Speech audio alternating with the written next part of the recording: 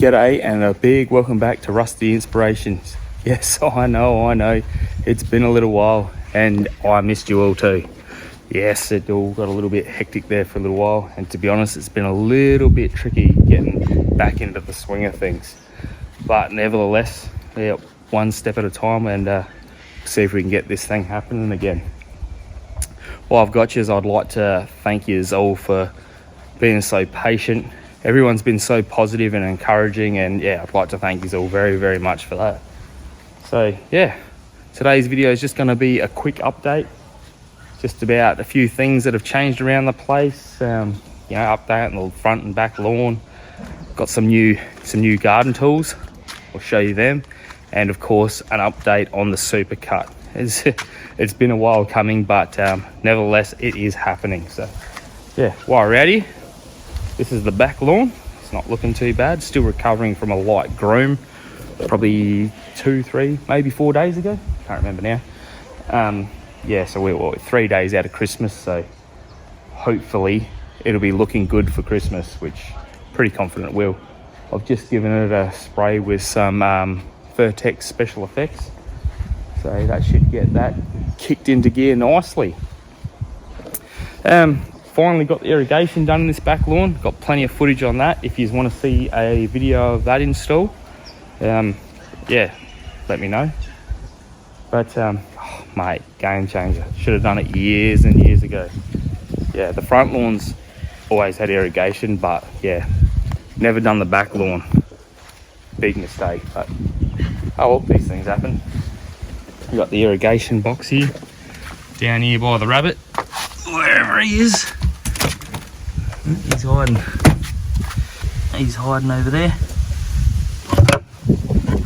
Which reminds me, I've still got to get me bloody the waterproof connectors for that. That was set up. We got another station in there which waters the little garden we got going here, over here and here. It's very healthy. It's absolutely loving its regular water, which it hasn't had in the past. It's nothing special, but we'll work on that one day. I'm not much of a gardener, but yeah, all in all, it's not too bad. So Janelle and the girls spoilt me for my birthday and got me some new Ego power tools, battery tools I should say, and I tell you right now, these things far exceeded my expectations. Absolutely love them. I've got 3 of the 5 amp hour batteries, and it's more than enough to do what I need to do around here.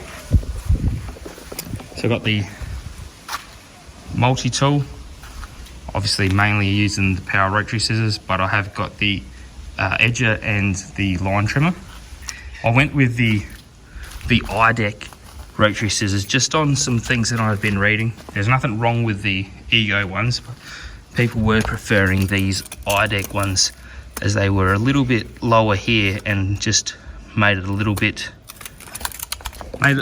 better for a low cut turf from what I was reading. So it's definitely helped me take this lawn to the next level. I never liked how it looked along this edge. Always just hard to finish off and make it look neat, whereas now with the rotary scissors I do a pass this way followed by a pass through here, and it just leaves a nice edge. You don't have to worry about the grass growing up along there and picking that out manually and whatnot. And very, very happy with that result. The blower, that uses a little bit more power, as you could imagine, but that thing, I honestly reckon you could do these lawns 10 times before you'd even think about charging the battery. All right, let's go have a look at the front lawn. Got this cable hanging here. That's for the Aluda robot mower. He's been maintaining the front lawn. So there we have the front lawn. Now, I have not had a rotary cut lawn in like 8 years. So this has been a rude shock. This is currently being maintained by the Luba robot mower.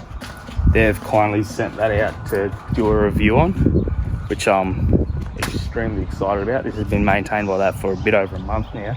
Now, it would be really unfair to compare the Luba robot mower with a cylinder mower, because they are just chalk and cheese, two different things, two completely different ball games. But I can say that the cut of that rotary mower is not bad for what it is. Like, it's up there, it's good. Got myself a hose link at the front. I love them things, eh? I'm not happy with the positioning of it. It's just convenient at the time because the tap's there and everything, but I want to move that down there. I think it's a bit ugly sitting there in the driveway and the height of it and whatnot, so we'll work on that later on.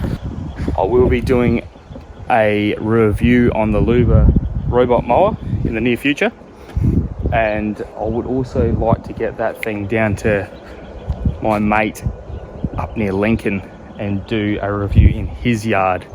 He is like hell-bent on getting a robot mower, so he'd love to see it in action to work out whether he wants to buy one for himself, I guess.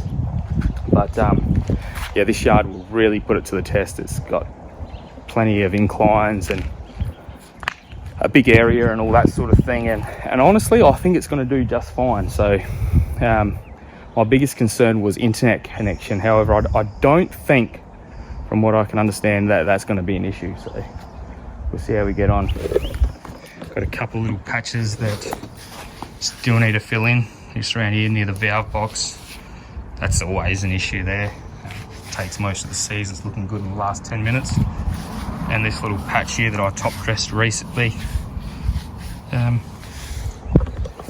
Funny thing is, that was moving really quickly until I stopped mowing. So I think because I stopped mowing it with the rotary, the cylinder mower, I'm assuming it's stopped it creeping sideways. Just a theory, not sure. But all in all, it's come along nicely, so I'm fine with that. All right, I guess we should go and check out this supercut.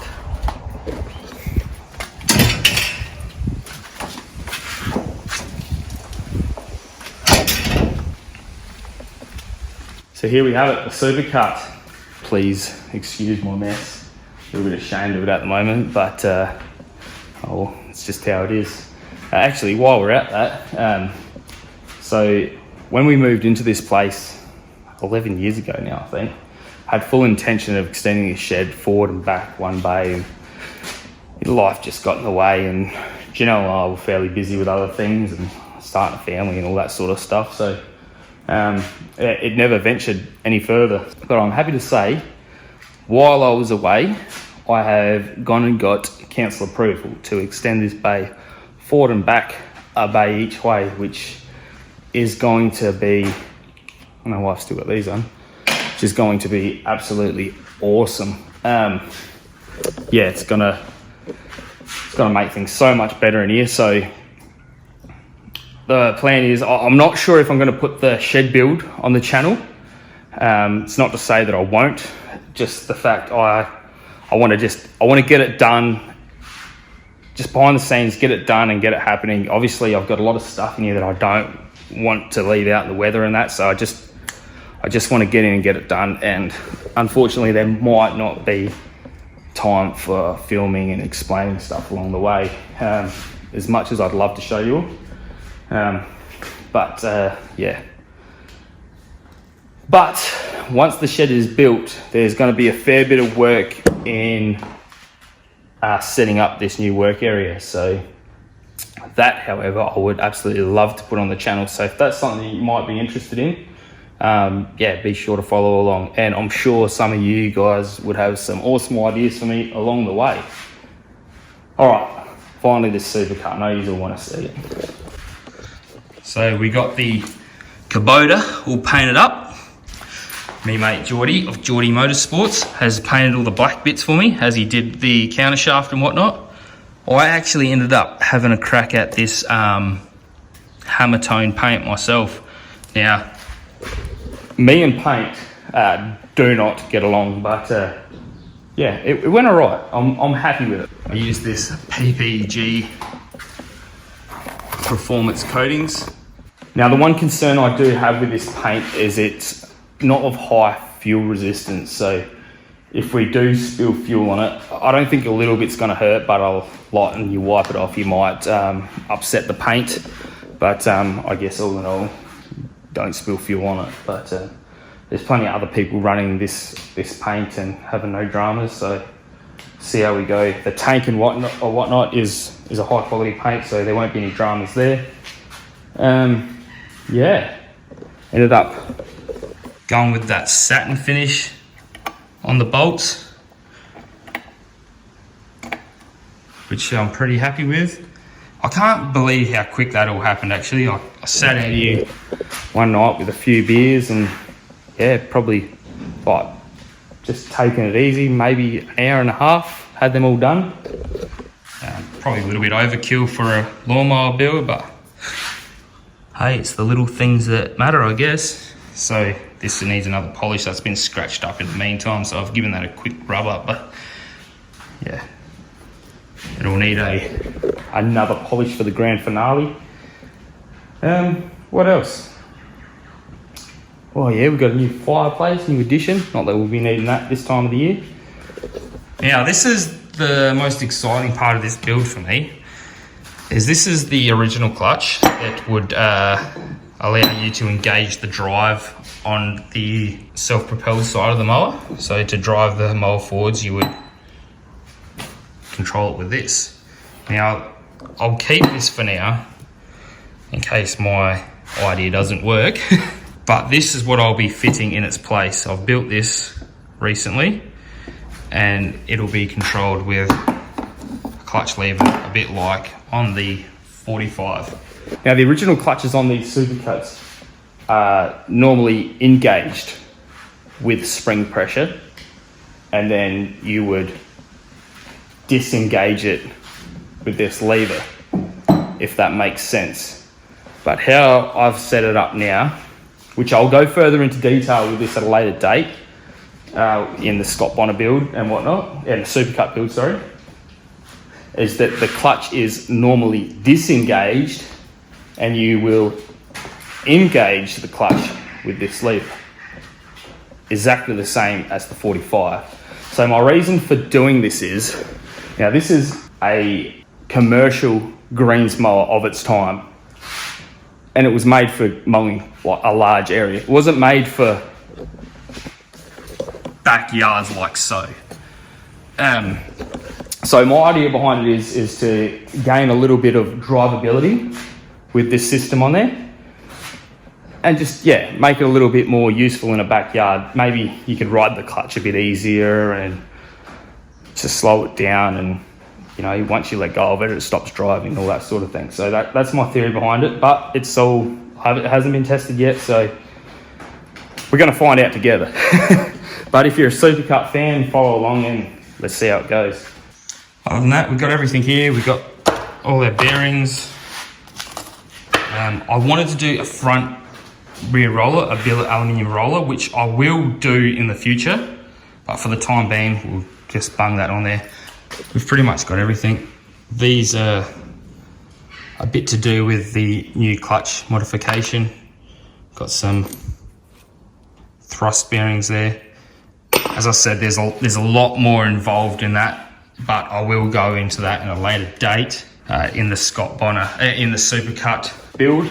But overall, it's 99.9% ready to reassemble and ready to go.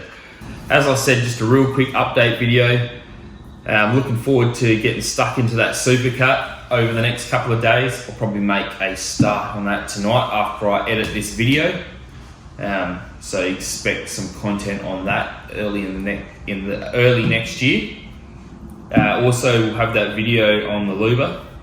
Probably do a couple of around that, maybe a how-to and a bit of a review. Very impressed with that thing. It's cool playing with a bit of new technology. The irrigation in the back lawn, I got a heap of footage on the install on that, so let me know if that's something you'd like to see a video on. Also have a video half ready to go on Layla's Minion themed, not a real mob. So that was a fun build. We had an absolute blast building that. So also, as I said earlier, big thanks to everyone for their patience and all the positivity and encouragement along the way. You're all bloody awesome. Appreciate it, each and every one of you. You're the fuel to the fire. Without you, this wouldn't be a thing. So, yeah, all that said and done, wish you all a very Merry Christmas and a Happy New Year. And if you are travelling on the roads, be patient, take it easy, and yeah, stay safe. Look forward to seeing you all in the new year. Cheers, legends.